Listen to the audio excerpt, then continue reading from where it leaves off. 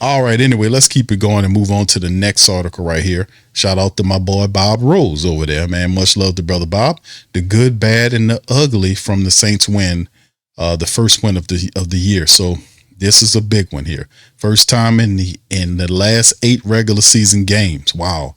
The Saints emerged victorious after a 26-14 win against the Giants. It was the first win since the Saints December the 8th win over the same Giants. The Saints improved their record to 1-4, dropping New York to the same mark in the process while earning the first win in the head coach Kellen Moore's career. New Orleans got off the game, got the game off to an kind of a rough start. The Saints elected to take the ball after winning the coin toss, but did nothing. On the other hand, the Giants tore easily through the Saints defense for the touchdown on the first couple of possessions after that. However, the Saints settled down and kept pace offensively and took advantage of opportunities. The defense eventually pulled their way. As with any game, the ebbs and flows. And here's the good, the bad, and ugly of what happened in the Saints' victory. Okay, the good, the Saints' secondary. Kool-Aid McKinstry takes his tag back. He is Kool-Aid now. The three-headed player of the game award needs to be divided between defensive backs Kool-Aid McKinstry, Jonas Sanker, and Jordan Howden, all young ballers. Remember that Justin Reed had a concussion. He got knocked out of the game. Jonas, of course, came in the game early in the year because of the injury to veteran Julius Blackman. So with Jonas in there, and Jordan Howden was another guy that we drafted a couple years ago to be the future at the safety position. Those injuries hit, so our young players got involved. Kool-Aid, Jonas, and Jordan Howden, those guys were big. However, it should be noted that the entire Saints secondary was the best unit on the field on both sides. Wide receiver Wendell Robinson and Darius Slayton made little impact in the game, catching a combined 8 balls for 61 yards. The Saints did an outstanding job of blanketing the wideouts, often leaving Giants quarterback Jackson Dart with nowhere to go with the ball. They definitely got better as the game went on. And no doubt about that. I mean, they no doubt about that. As the game started to progress, because Jordan Howden came in, he made some plays. But Kool-Aid, man, outside of the interceptions and the tackles he was making, the return that, what was that, Sanker had when he ran it all the way back, it was Kool-Aid McKinstry that was out front. Well, not out front. He was running behind, behind, what was it? He was running behind him to stop because they had a guy chasing them down. And Kool-Aid ran up there and blocked the guy, kind of got in his way to stop him so that the guy can get the fumble return. Jonas can get in there with the touchdown. So Kool-Aid was flashing. I was looking at the tape. I was like, man, that's Kool-Aid running down. He ran down there and got in the head because the guy would have caught him. But he ran down there, got in the way of the guy so Sanker could get in there and get was it Jordan Howden? Oh, it was Howden? Okay, I'm sorry. Yes, I'm sorry. Yeah, Jordan Howden. There you go. Yeah, he kind of got down there and got in his way. So it was very positive, man, to see that anyway. All right, anyway, let's to keep it going here. The Saints did an outstanding job blanking those wideouts. All right, make no mistake, through the stars of the games, McKinstry, Sanker, and Howden. McKinstry had 2 picks. The first 2 of his 2-year career, and looked like a top-tier corner over the Saints division. But Sanker built on strong outing against the Bills last week with an even better performance. He had 2 critical pass breakups, also returned a punt, a fumble, recovery all the way in for a touchdown. So he had 2 crucial breakups and also returned the second quarter fumble forced by Demario Davis, 30 yards to set up a go-ahead field goal. Howden came in and injured, often responded with 5 nice breakups while capping off a great day by the secondary with an 86-yard touchdown return fumble recovery. So Howden did the 86-yard touchdown return off the fumble there, which was really good. And Kool-Aid was able to get there and kind of get in the guy's way and make it play. And Jonas Sanker also did a recovery as well. So they was just doing a lot of great. There's a lot of turnovers. I'm kind of getting them mixed up here, so forgive me on that. But it's been a tough start to the year for the Saints defensive backs, but the performance against the Giants highlighted the young group's playmaking abilities that could be a big asset going forward. So yes, indeed, was very positive to watch the Saints secondary do what they did, and that speaks volumes. Sanker, Jordan Howden, and Kool-Aid McKinstry, those guys were really big. Also the good, some more good. Spencer Rattler and the wideouts. Give Spencer some love, fam. Give him some love. All right, Spencer Rattler and his wideouts. Rattler got his first win after an 0-10 start, and Spencer Rattler handled it like a G. I'm just gonna give him some credit because he's consistent. There's one thing you could talk about with Spencer Rattler. You got to give him love about his level of consistency, his temperament. He's not up, he's not down. He's right here at all the time, right here in the middle, not up, not down, right in the middle. And, you know, getting that first win, he handled it like a G, man. I got to give it to Spencer Rattler, man. He's been handling the losses too, all that kind of stuff, and hearing all that. He's been handling all of that talk about, 0-10 and all that. He's handled it very well and professional. Got to give it to the man for that. All right. So Rattler got his first win, 0-2 start to his career, also becoming the first quarterback drafted by the Saints to earn a win since Danny Awful Waffle back in 1998. That is a crazy stat. That is crazy. That is crazy. Absolutely and crazy. That's an insane stat that Rattler is the first guy. He's the first guy, the first one to get a win for the Saints since 1998. That can't be right. Oh, first quarterback drafted by the Saints to get a win. That can't be right either, but it is. That's crazy. So the first Saints quarterback drafted to get a win since Danny Waffle in 1998. That is terrible. That's terrible. Thanks a lot, Mickey. Thanks a lot. Rattler played pretty well, completing 21 of 31 throws, 225 yards, a touchdown, no turnovers or sacks. Most importantly, he and his receivers made plays down the field for the first time this year. Rattler hit Rashid Shaheed for 87-yard strike that seemed to change the momentum of the game in the first half. He also hit 3 crucial intermediate throws in the second half to Rashid Shaheed, Chris Olave, and Devon Valley to keep the drives alive. The Saints passing game has received deserved criticism, but on this day, Rattler and the wideouts quieted those criticisms.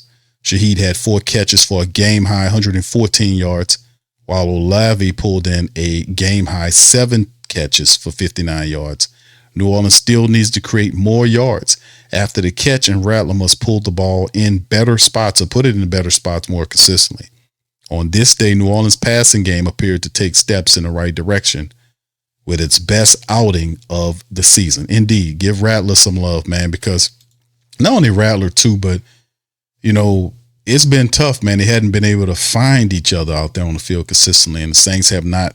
They've been very lacking in the explosive departments, but that 87-yard touchdown strike, the Rashid Shaheed broke open. It broke the doors open, and it just was good. And I was like, that's what we've been talking about. That's what we want to see. We want to see Rashid, fastest guy out there. Let's get the ball out there and take the tops off these defense, stretch them out so we can be able to run the ball, this sort of thing. It was good seeing that explosive 87-yard strike. And I want to see more of that because we got that. We got the ability to do that. All right. So anyway, here's the bad, fam.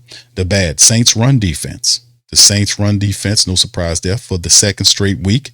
In the third time in 5 games, the Saints run defense played poorly. The Giants ran for 136 yards while averaging almost 5 yards a carry. That total would have easily been a lot more if the Giants wasn't trailing by 2 scores and had to throw their last few drives. Jackson Dart himself rushed for 55 yards, with most of them coming on scrambles and on passing plays, but some of them were design runs. The rookie running back Cam Scatterbo had a game-high 59 rushing yards. That doesn't seem like a big total, but Scatterbo carried New York on a few of the drives when the Saints were unable to stop him. Only 3 fumbles, one of each on Dart and Scatterbo, stopped the Giants on run-heavy marches. Granted, Brian Bresee had a beautiful strip of Scatterbo inside the Saints' 10-yard line, resulting in Howden's touchdown return. Still, this more resembled the Saints' defense from a year ago that was helpless against running plays. So this is truly something else to kind of talk about. The good. We had two goods. Now we have this one. But he's right. The Saints' run defense is it's not through 5 weeks. I think we have enough tape. We have seen enough to say that the Saints' defense is ghastly. I mean, run defense is ghastly, to say the least. To be honest, it was horrible.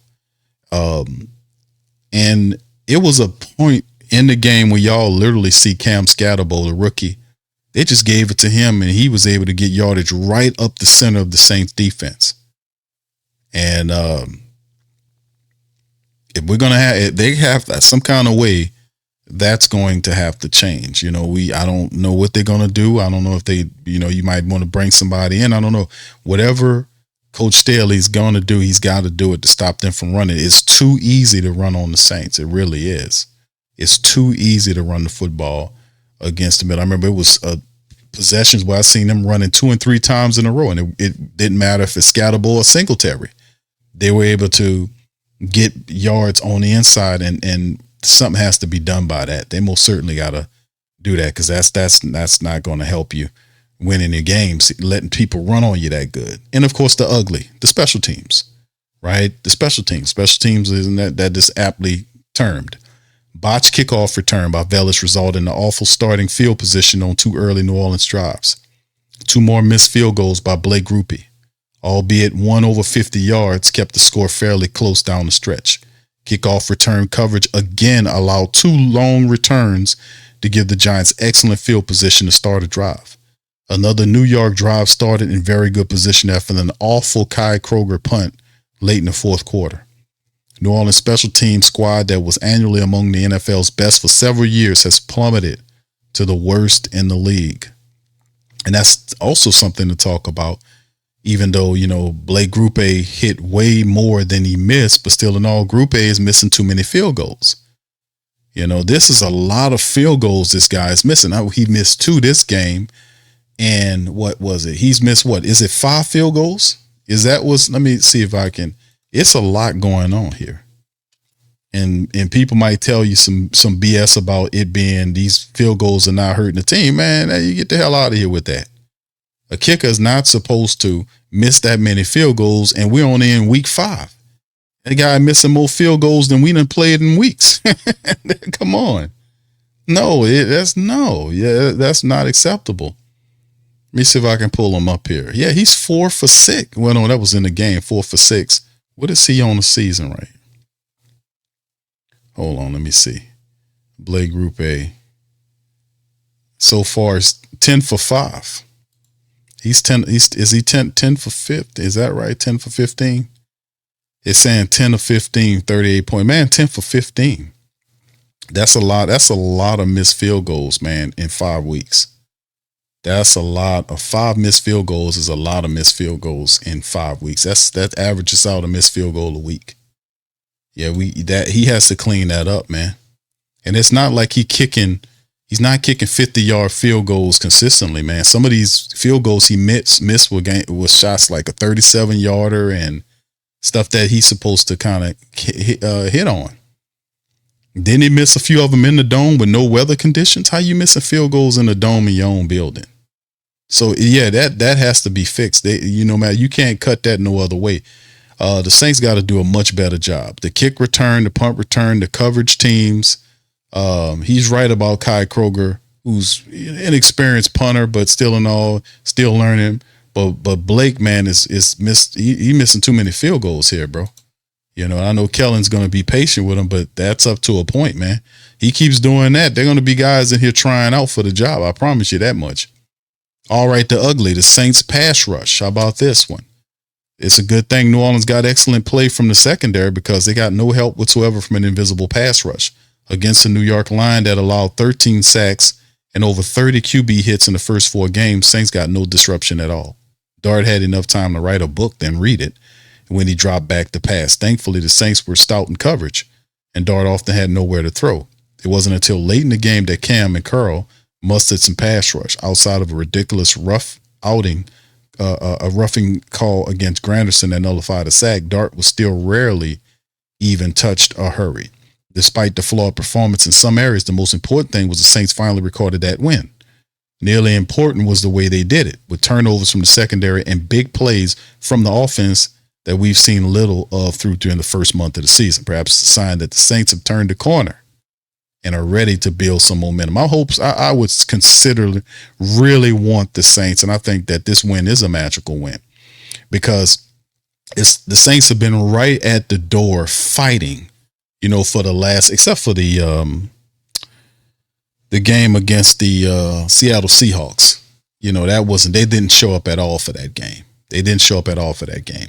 But the rest of these games, you can rightfully say that the rest of these Saints games, the losses that they had outside the Seattle game, that those were things they were supposed to win. We talking about them having 13 penalties in one of these games, and they just had to get over all of the nonsense and feel a win.